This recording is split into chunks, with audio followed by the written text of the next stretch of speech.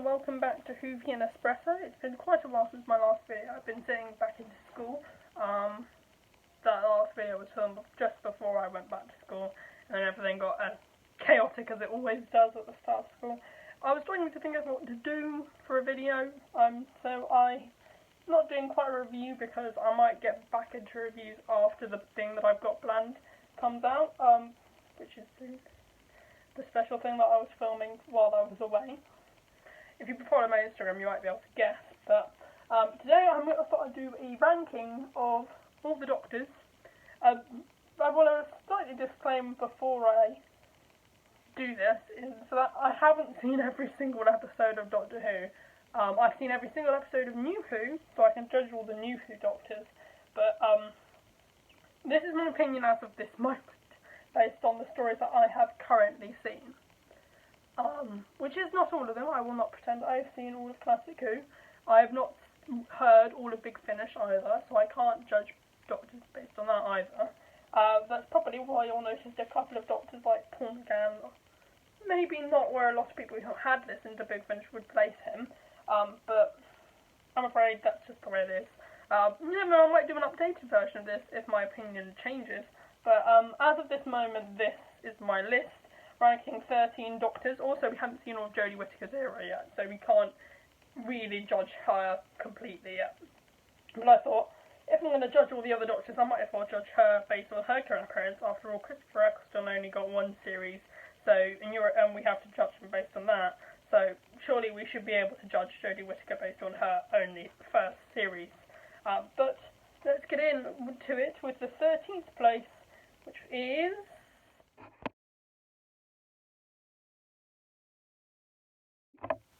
the 11th Doctor, Matt Smith. Yes, now this is a bit of one that kind of pains me to put in here, because although I was watching Doctor Who during the RTD era, I was way too young to remember it, and I have such a fondness for Matt Smith's era, because it's what I essentially grew up watching. I mean, Sarah Jane was a big part of my life at the time as well. I was too young to watch Torchwood, significantly too young. I've only just recently watched it in the last couple of years, actually, so it hasn't aged well. But Matt Smith, it does pain me to put him here, because although I grew up with him, I remember being obsessed with him at the time. My memories of the Doctor Who experience were when it was in London, promoting halfway through Series 6, actually, but just halfway through Series 6. And my memories are all of that. My 6th birthday going to the Doctor Who experience, when it was touring. I don't know if it really did count as a tour, because it was just in London, really, I think. And then it moved up to Cardiff. I never saw it was in Cardiff, but my memories of watching of the really, really young childhood innocence, I guess, is of Matt Smith and watching his era, Series 5 through 7, although I remember Series 4 quite well as well, mainly because that's when my sister came in, so I have quite vivid memories of having to have another sibling in my life, although I did have my other sibling as well. So it was quite a happy memory, I would like to say. At least it would have been, because I think it's been kind of ruined by me watching the rest of Doctor Who and seeing what happened afterwards and what happened before. Because although Matt Smith would probably always be my Doctor, like the Doctor you grow up with, I think his episodes were some of the weakest. I think I ranked Series 6 or 7 very low down on my ranking of Doctor Who in general. Series 6 was even lower than Series 7. Series 11, rather. His episodes are just some of the weakest, and now that I've seen his whole era, I can say that. But, you know, at the time there was just such excitement, and it does pain me not to do it higher, because I feel like, having watched David Tennant's performance, and it's another thing with Jodie Whittaker as well, but we'll get onto her, is that it feels like he's desperately trying to shake off the shadow of David Tennant. I don't think he ever quite succeeds in becoming his own thing. I think Stephen Moffat was far too concerned with trying to make the show retain the popularity that it gained with David Tennant. But I like Matt Smith's eras. Some of the episodes are good. There isn't a Doctor Who that I hate, I'll be honest. There isn't any I could never hate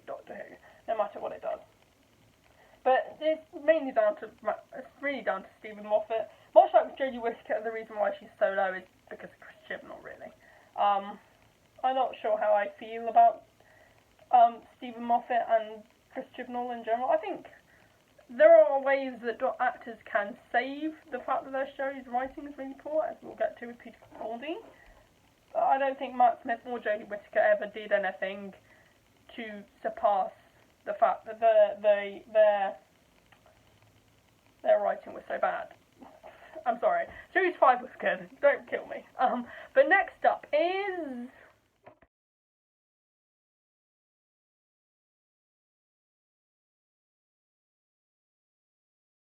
The 13th Doctor, Jodie Whittaker. Yes, I know, I can't really judge her this early on. We've only seen one series of her glorious reign, I'm sure. What will be her glorious reign?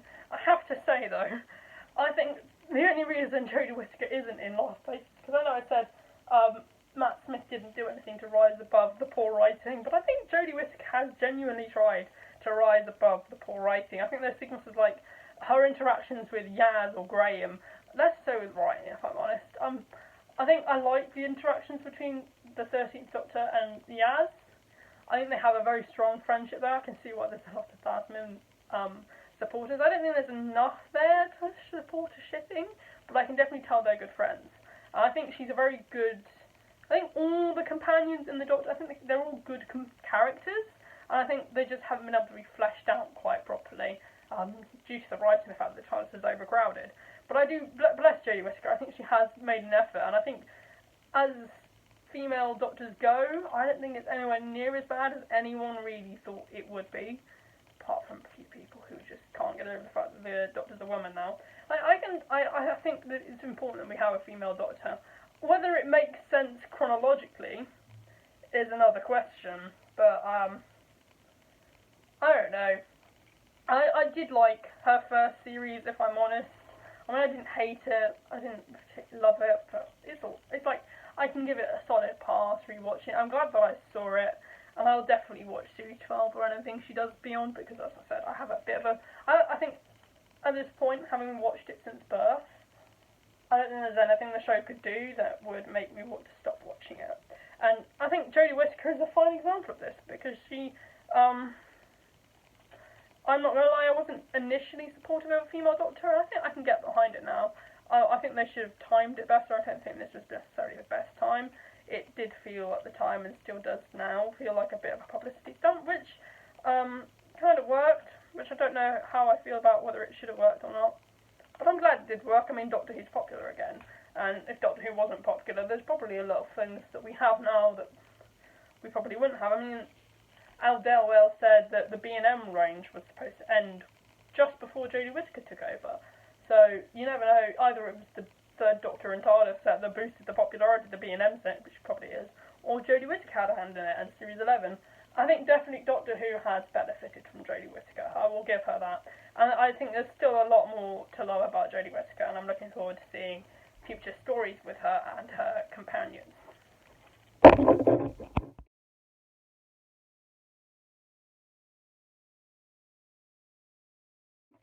Next up is Paul McGann, and I've only seen the TV movie and Night of the Doctor, so I don't think I'm the best one to judge Paul McGann, really. But, you know, it is what it is. Unfortunately, we didn't get anything else from Paul McGann that I've seen. I've noticed a lot of big finishes on Spotify, so I've been listening to a couple of them, like The Sixth Doctor and Frobisher have been a keen favourite for me. I listened to The Holy Terror. I now put a Salvanian penguin up to commemorate that sort of era, because I do love Frobisher. He's amazing. But Paul McGann, I think I'll probably listen to some of the Big Finish audios that are on Spotify. I'm kind of hoping that Shinazo is on it. I don't know how to pronounce that, but apparently a lot of people like that one. So I'm looking forward to seeing more of listening to more of Paul McGann, I guess. I just don't think there was enough in the TV movie to make me enticed. In a way, it doesn't surprise me that didn't lead to a TV series. Imagine that. What if Doctor Who continued after the TV movie? Might make a video out of that, you never know. But Paul McGann, I think that area, this is a grey area, because I don't really dislike any Doctor, but Paul McGann I kind of feel sorry for, in the same way that I feel sorry for Colin Baker and Christopher Eccleston, because they didn't really get their chance to shine at all, and I think that's kind of sad. But I did like the TV movie. I mean, it's not awful, but it's pretty bad. I mean, you know, there's still stuff to like about it. I mean, Eric Roberts' Master is kind of interesting. But next up is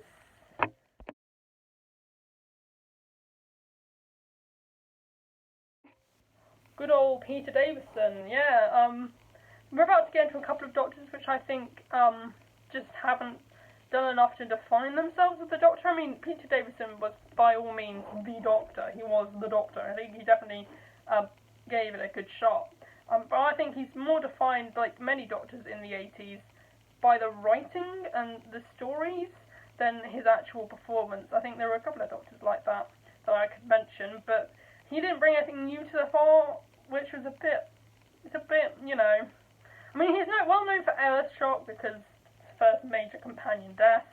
You have The Case of Ange-Darn, which is known as being quite a daring, almost Big Finish-like story, in terms of it being about drug trafficking.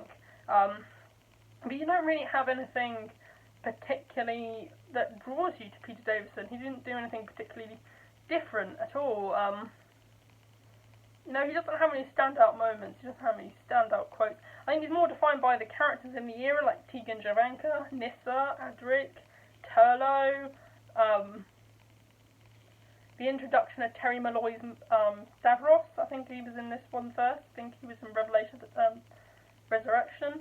He's not really, his era isn't defined by him, if you know what I mean. It's more defined by the writing and what was going on at the time, I think.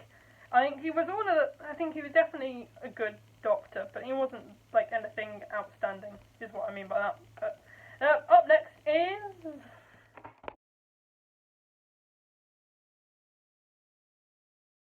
good old Sylvester McCoy.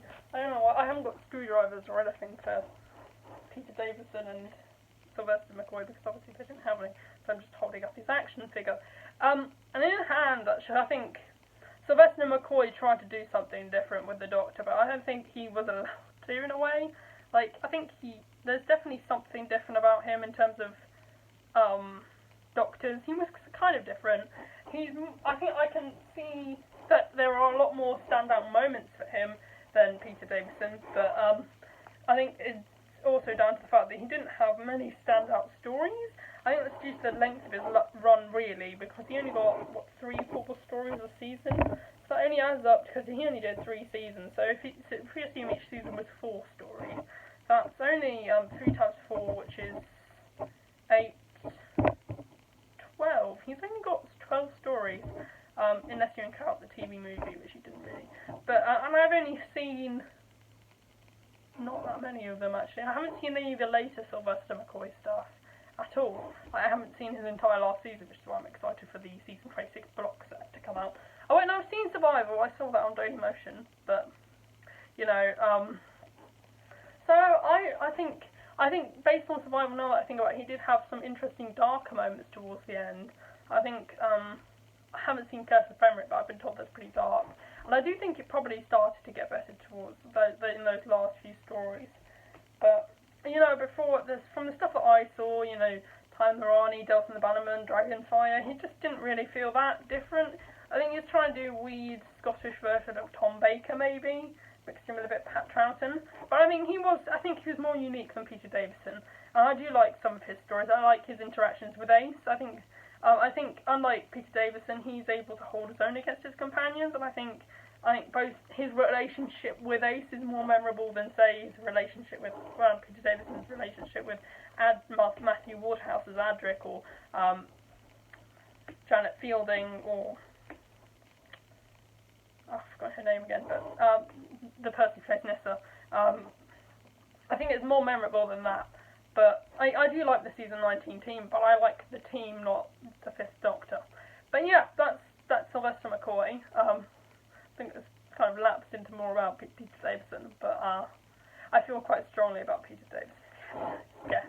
But next up is...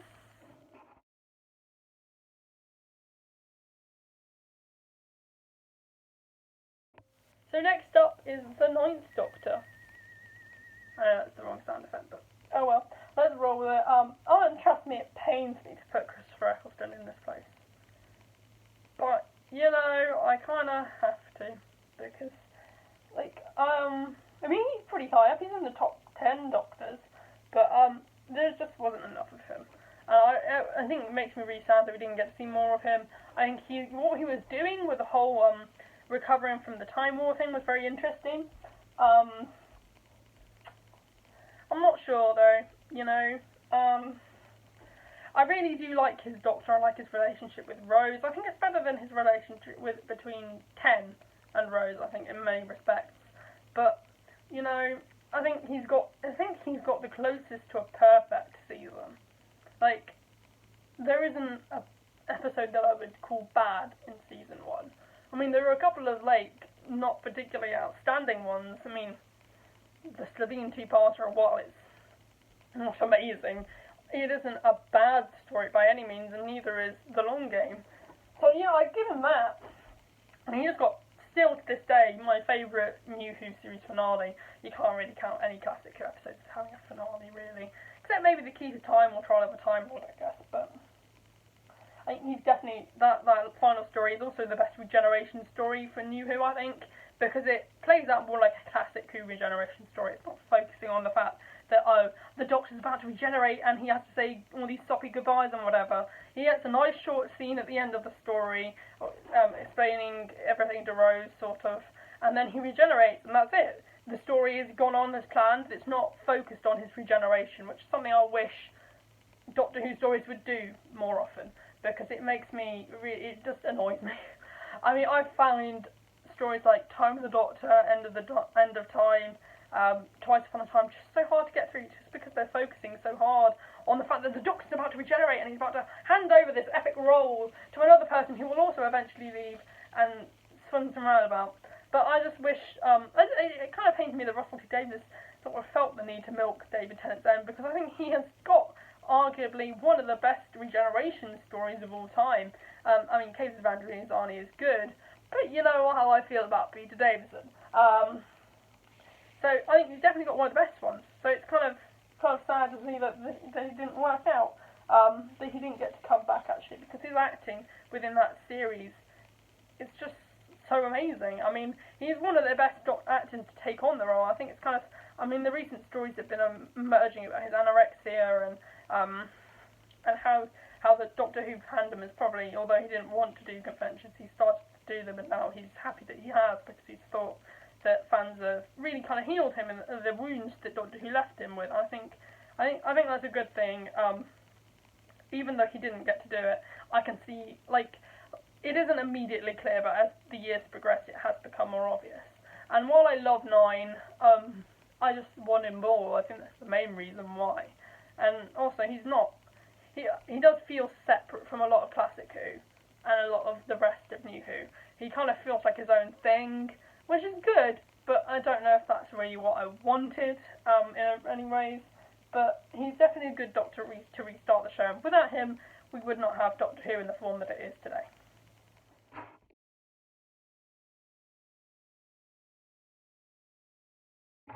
So next up, we have Jon Pertwee.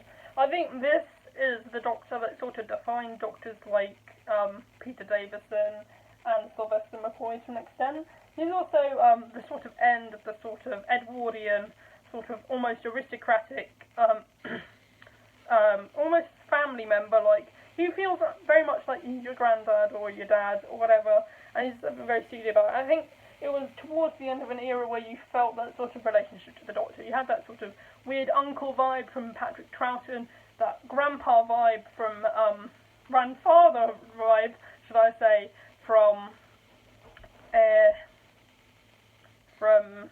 William Hartnell, and then you get this sort of father-like figure in Jon Pertwee. I think, like, you know, Tom Baker feels sort of like a weird, I guess, like, from a companion's point of view, it's like Sarah Jane or whatever, I think he seems more like a weird, I don't know what the word is for it, but he seems like you're kind of weird, the kind of person that, say, Sarah Jane, he would sort of be a weird lover in effect, or he's not a romantic lover by any means, but he's a sort of eccentric one. And I think the Doctor's companions, like particularly Romana, towards the end of like Romana 2, I think they definitely had a sort of couple vibe. Sarah Jane had a very weird couple vibe, and I think I think Harry Sullivan sort of acted as her caring or concerned brother for the fact that she was hanging out with him. But I'll get onto that with Tom Baker. We're here to talk about Jon Pertwee, who had an amazing era. Some of the best writing, again, was in this era. You had stories like the Sea Devils, the Silurians, you had Carnival of Monsters, the Three Doctors, which is fabulous, probably the best multi-Doctor story in my opinion. You had The Green Death, which is a stunning piece of television. I can watch it 24/7. It's an amazing story. So Jon Pertwee, I think, again, is sort of defined by the writing in his era. I think he had a good dynamic as well with Jo Grant, the Brigadier, Yates and Bates. I was about to say Yates and Bates. I was about to say Bates because Downton Abbey, and I'm watching that at the moment because it's for free on Amazon, so why not, you know. But I think he had a great dynamic there and a great era, actually. I think Jon Pertwee does stand out. I think his relationship with Jo is probably the best, although Liz Shaw is still good. I mean, you know, Liz Shaw, don't kill me. I do like Liz Shaw. I don't think he really clicked with Sarah Jane. I don't know why, but his stories, the political stories, were all very good. I think they were very good. And sorry, like a lot of people say that Doctor Who wasn't PC before Jodie Whittaker, but you look at The Green Death, you look at various other Doctor Who stories from this era, and you'll soon realise that wasn't the case. But I think it's kind of one of the things that really does sadden me is that some of these stories are still relevant today. Stories like The Green Death, we're still destroying our planet. You know, I think a lot of people aren't going in the right way to stop people destroying this planet. The government isn't. I don't think many protesters are either. I think we all need to calm down and think about it rather than panicking 24/7 and going on massive parades or whatever. We all just need to sit down and talk about it, really. But you're not here to hear my opinion on climate change. You're here to hear my opinion on Doctor Who, unless you want me to make a video on climate change. But you know, I'm not unwilling to that. But yeah, that's Jon Pertwee. I think he's one of the standout Doctors, but I think he is slightly overshadowed by other Doctors in the show.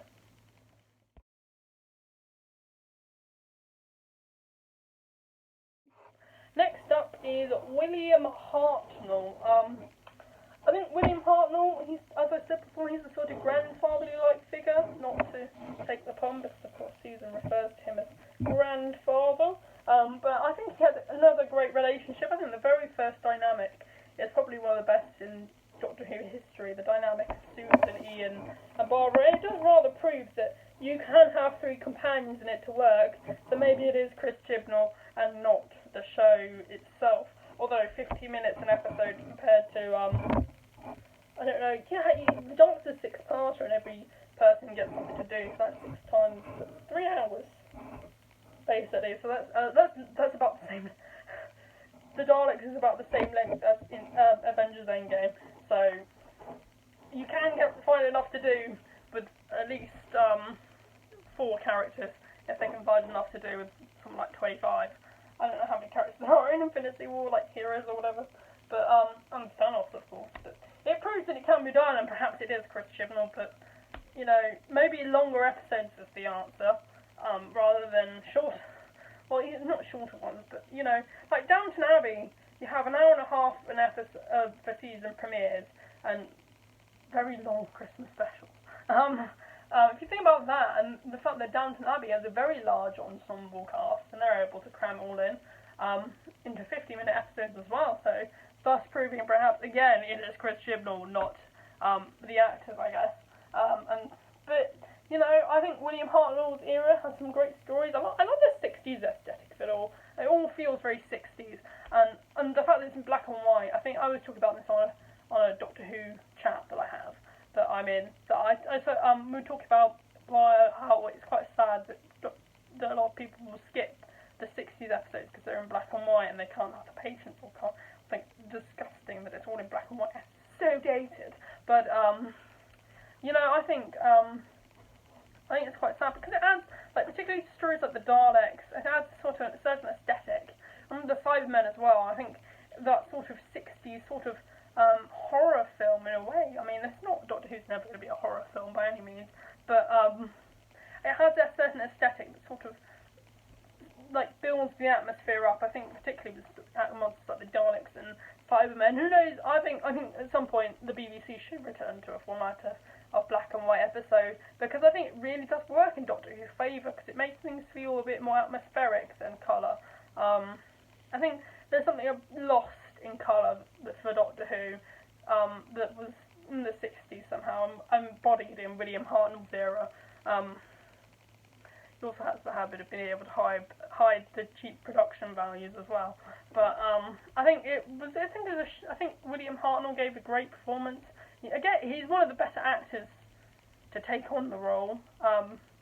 In terms of he's an elder actor, he has more experience than a lot of other actors did when they took on the role, like say Matt Smith. But I do like William Hartnell. I think it's a shame that a lot of people skip his era because there are a lot of great stories in there. The Rescue. I like a lot of his companions as well. Vicky, Stephen. They're all amazing. Ben and Polly. They sort of shift on to Patrick Troughton. Talking of which,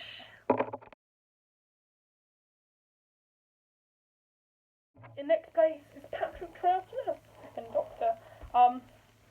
Much the same as William Hartnell, really. The 60s aesthetic and stories like The Invasion really works, as I said.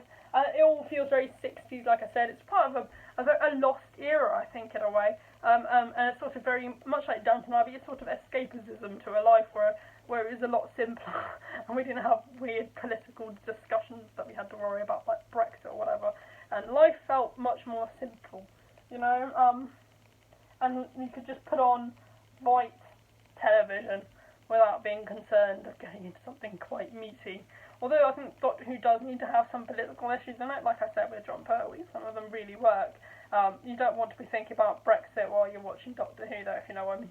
And I don't think Doctor Who's ever done that, but, you never know the way the show's going, and I'm saying this as the writer, not because of who's in it, but it does tend to, you never know, we might end up with an episode about Brexit. I think they should steer clear of big political events, but still be able to lace in like little things that are still very important, such as diversity and climate change, which is a big thing with Doctor Who. The fact that I think we need another Green Death. I think we need a Green Death, but more potent. And I think the idea of the Sea Devils coming back could be the monster that could do it effectively, because they were already political to a certain extent. But yeah, Patrick Troughton, as I said, he's a fun, weird, whimsical hobo uncle. Like, what isn't there to love? And he has a great relationship with Fraser Hines as Jamie. I love their dynamic. I love that era, really. There's some horror-like stories. Fury of the Deep I could bring up. Again, I think if they ever animate it, I hope they don't do a colour version, because I think it would really work in colour, black and white. Much like the Macra Terror as well, which is sort of, I think a lot of people didn't realise how good it was until it was animated, and we got an idea of the visuals. But I think we're all very grateful we got those visuals, because I think a lot of us appreciate it even more now. So next up, the man with the Technicolor Dreamcoat, Colin Baker. Yes, I love Colin Baker. I'm going to be honest about it, I really do. I think his era is incredibly underrated. His relationship with Perry, the whole thing, his relationship with Frobisher, I can talk about Big Finish, Big Finish, I like that, and, what's her name?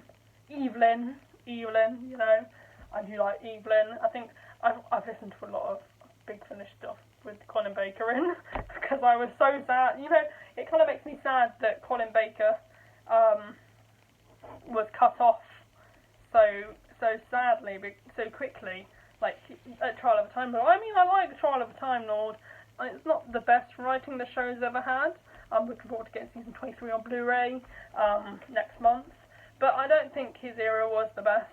I mean, I think it's mainly down to the writing, and as I said, like, I do think a lot of the stories in the 80s, I think their writing was at its best in a way, but also this is sort of borderline where it was at its worst at the same time. Because I think the idea of trial of a Time Lord, particularly when the show was actually technically on trial, I think doesn't really work, and I think I can see the pressure on the executives whilst making season 23. Although I would think I'd probably rather have had the actual stories themselves be fleshed out rather than just have, you know, the whole trial segments. I think it would have worked if they'd just done the story of the Mysterious Planet, then Mind Warp, you know, the actual stories, not with all the trial bits, because then you can give the stories time to completely work. Cause there were a lot of loose ends throughout that season, I think, which is probably a bit of a shame, but, you know, you do what you got to do, I suppose. And Colin's performance is always fantastic. Again, one of the best actors to take on the role, even if the writing wasn't as good.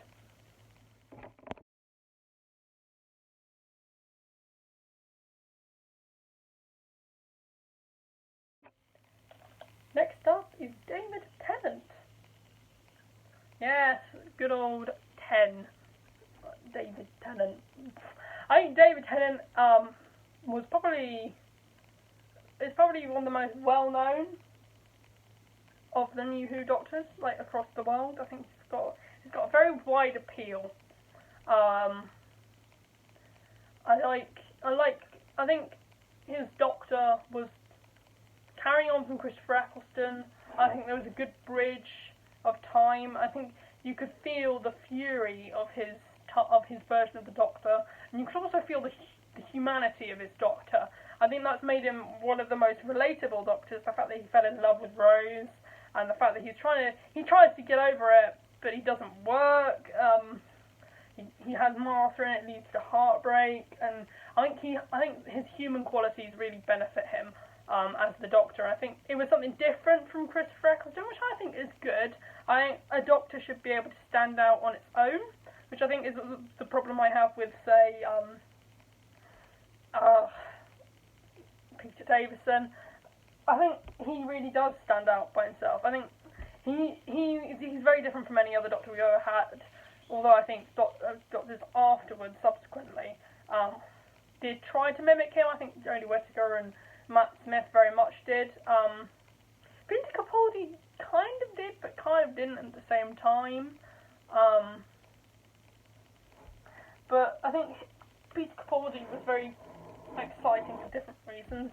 I think the idea of the Time War thing sort of ended with Christopher Eccleston, and I think it kind of benefited him because I think it needed to be left alone for a bit after that, and it was utterly ruined with Day of the Doctor and Hellbent. I'm sorry, but I don't think Stephen Moffat should have touched it, personally.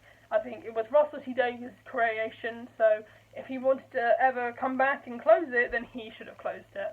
I don't think Russell T Davies had any business trying to close that story, because it did not work for me, and it definitely did not work as a 50th. Like, I mean, as much as I like David Tennant, I really didn't like the fact that he was back in the 50th. I like him, but I did not want to see more of him. I think his era ended quite well, even though it did drag out towards the end of time. He did have some of the best stories, I think, of New Who. You had Blink, you had Wars to Mars, you have, Girl in the Fireplace, you have Doomsday. I think, for all the fact that it is incredibly filled with characters, Journey's End and Still on Earth is probably one of the better finales. I don't think it's story-wise, but character-wise, certainly. I think the good thing about the Russell T Davies era is that I think he understands the families more and the family dynamic. I think that bleeds into the Doctor's character, particularly this series, and you have Rose and Mickey and Jackie. I think they really start to feel like a family in their own sense, and although you can have the tragic, the family that disapproves of your friendships, which you have with Martha, and then you have Donna's family, who doesn't welcome him with open arms, but neither do they reject him, I guess. Wilf has a great relationship with the Tenth Doctor, particularly at the end of time. I think he was one of the standouts of that story. But I think I like David Tennant for his power as an actor, and probably, I think I'm going to say this, he was the best actor to take the role. I think he's definitely carved himself a name in Doctor Who history that will surely never be forgotten.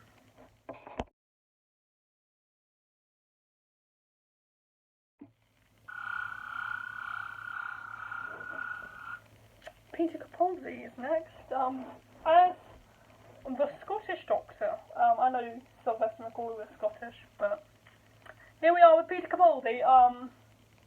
I think Peter Capaldi, as I said before, is one of the few Doctors to be able to rise above the fact that his writing in his era was actually some of the worst writing the show has ever seen. I think Series 10 stands out very well as its own series, but I still think there's a lot of weak stories in there. Series 8 had some of the stronger stories of his era.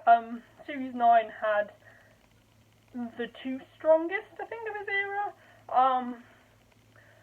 I think what bugs me a lot here is that Clara overstayed her welcome during Series 8 and 9. I didn't really like the way she left.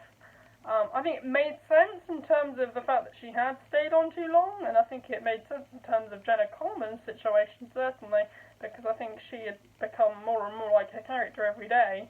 But I think by the time we got to the end of Peter Capaldi's era, I think a lot of us were tired, I think, of the whole idea, which was very novel at the start of his era, an older Doctor in New Who. And I think I love his performance, but I'll never be able to get over the fact that his episodes were as bad as they were. I mean, Heaven Sent, you have some highlights, and you have some very significant low points. His relationship with his companion Bill Potts was very good. I've talked about how much I like his dynamic with Bill Potts, and how it was a good example of putting diversity into Doctor Who. I don't think Peter Capaldi, like, his performance in Heaven Sent is gold. I don't think I liked the story in particular. I don't think it really made sense, in my opinion. Don't crucify me, but I don't think it was I think his performance and the sort of mental prison that he was in was a very clever idea on Stephen Moffat's part, and it's something only Stephen Moffat could come up with. And I really do like his hair. I really do like how his hair grew more and more, and everyone was making that bit of a joke. I think he definitely left when he should have done. I kind of wish we'd got more of Bill. I don't think Chris Chibnall would have done Peter Capaldi any justice. But his speeches, like, I think Peter Capaldi will be the king of speeches forever. The speeches he gives about capitalism and war and the pointlessness of it all. Well, I'm not exactly anti-capitalist. I want money to buy my Doctor Who stuff, but I think those speeches were definitely powerful, and I think they definitely had a message to each of them.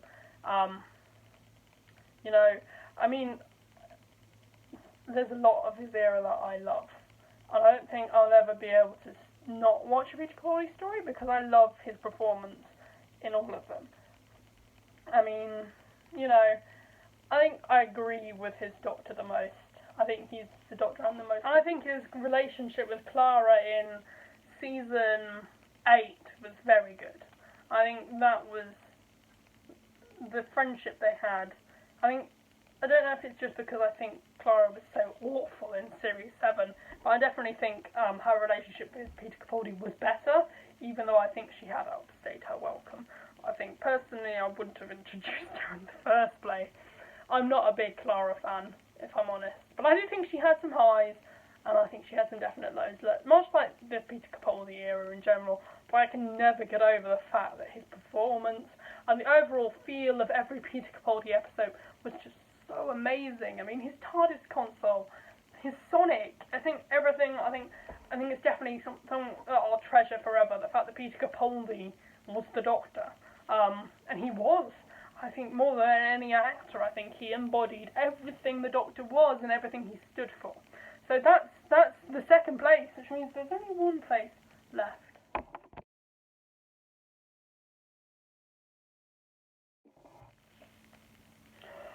So, in top spot is the Fourth Doctor. I mean, who could it really have been? I mean, there's no way that it couldn't have been the Fourth Doctor.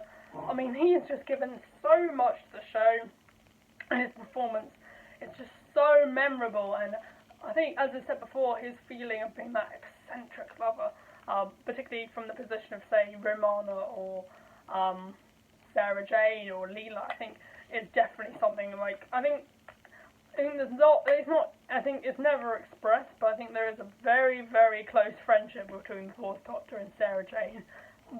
Very close. But I love the entire era. I think there's almost, in every episode, there's a memorable moment. Like in Logopolis, you have his final moments. In City of Death, you have his interactions with Duggan, his interactions with Davros. I don't think anyone's been able to interact with Davros quite as well as Tom Baker, except maybe Colin Baker. I think his interactions in Revelation of the Dalek was quite interesting. Actually. But yeah, Tom Baker is and forever shall be Doctor Who. There is no way you can probably ever change my mind. I was just such a Tom Baker fanboy. Like his whole era, his companions and his relationship with them, and K9! Sorry, I don't know if I scared any of them, but K9. I love K9. I just love everything about his era. It's just, like, his console room is just so retro. And I think, above all else, I think it's the Doctor Who from the classic era that stands up to modern standards the best, actually. Although John Pertwee has the idea of the political beliefs still being relevant today, but I think his stories stand out as still being incredibly riveting ideas, such as the Pyramids of Mars, the Genesis of the Daleks, which has been voted the most popular Doctor Who story of all time.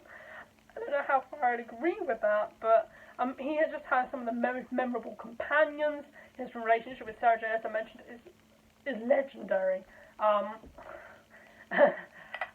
Just his whole relationship with every character he ever meets is almost just so memorable, and he's like a clown, but he's also, you can feel he's ancient, archaic being, and I don't think anyone will be able to live up to the standards of Tom Baker, no matter how many people they praise for taking on the role. Even if Maggie Smith was to take over the role of Doctor Who, and trust me, I am incredibly supportive of Maggie Smith taking up the role of the Doctor. Bring that on! But there will just never be another Doctor like Tom Baker. I think his impact has outstretched even his era at the time, which I think is an incredible testament to his Doctor and his writers, his producers, and everyone involved at the time. So I want to thank you for watching. Lastly, this has been my ranking. If you did like it, I hope you can press the like button. Comment your ranking down below. Let me know your thoughts on, or share your opinions on other Doctors. If you disagree with me, feel free to let me know. I'd like to have a debate with you guys about who's your favourite Doctor and so on. This has been so much fun, not gonna lie. I've been trying to think of new ideas for videos. If you guys have any suggestions, let me know down below. If you want to see more content like that, subscribe and turn on notifications to see what comes your way. And yeah, thanks for watching, and goodbye.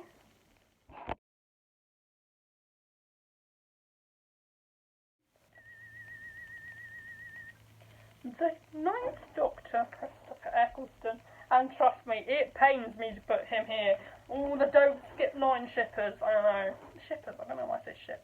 But, it looks purple on camera, but it's purple. Purple